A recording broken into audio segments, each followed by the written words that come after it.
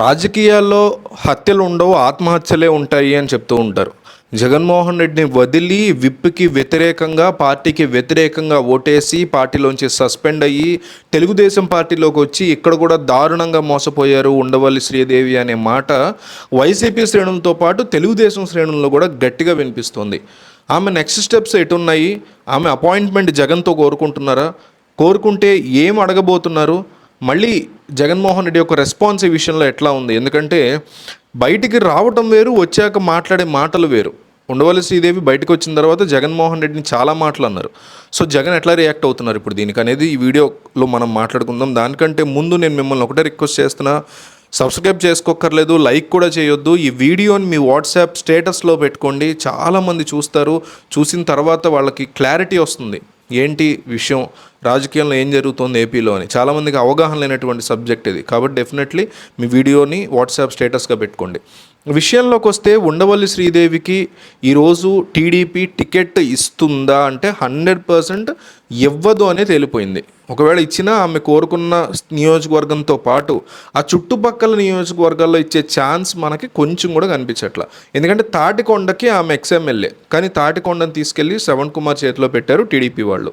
So ఈ శ్రవణ్ కుమార్ గెలుస్తారా లేదా అనేది పక్కన పెడితే ఉండవల్లి శ్రీదేవికి ఖచ్చితంగా ఇది ఒక రకమైనటువంటి బిగ్ జలక్, గట్టిగా ఆవిడ మోసపోయినట్టు లెక్కేసుకోవాలి. ఎందుకంటే లేదు చుట్టుపక్కల వేరే నియోజకవర్గాలు ఉన్నాయి అక్కడ కూడా ఇస్తారా అనుకుంటే ఎస్సీ నియోజకవర్గాలు చాలా లిమిటెడ్ ఉన్నాయి. అక్కడ ఆల్రెడీ సీట్లు ఫిల్ అయిపోయేటువంటి విషయాన్ని మనం అర్థం చేసుకోవాలి. తాడికొండ నుంచి టీడీపీ సీనియర్ నేత మాజీ ఎమ్మెల్యే తెనాలి శ్రవణ్ కుమార్ను మరోసారి అవకాశం ఇచ్చారు. దీంతో శ్రీదేవికి టికెట్ లేకుండా పోయింది. పోనీ వేరే నియోజకవర్గంలో అయినా చోటు కల్పిస్తారా అనుకుంటే గుంటూరు, కృష్ణా జిల్లాలోని ఎస్సీ నియోజకవర్గాలు నిండిపోయాయి.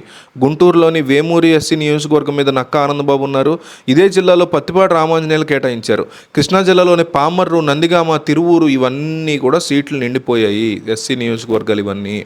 సో ఇప్పుడు ఈమెను ఎక్కడ పెడతారు అనే దాని మీద క్లారిటీ లేదు. సో డెఫినెట్లీ ఆమెకి ఇది రాజకీయంగా పెద్ద తలకే నొప్పి, ఒక రకంగా చెప్పాలంటే పెద్ద దెబ్బ. ఇక రాజకీయంగా ఆమె కోలుకుంటారా లేదా అని తెలియనటువంటి దెబ్బ. సో ఇప్పుడు ఆమె జగన్మోహన్ రెడ్డి వైపు వెళదాము అని ఆమెకి సపోర్ట్గా ఉండే అనుచరుల్లో కొంతమంది, ఎందుకంటే తాటికొండకి ఇంకా వైసీపీ క్యాండిడేట్ డిక్లేర్ చేయలేదు.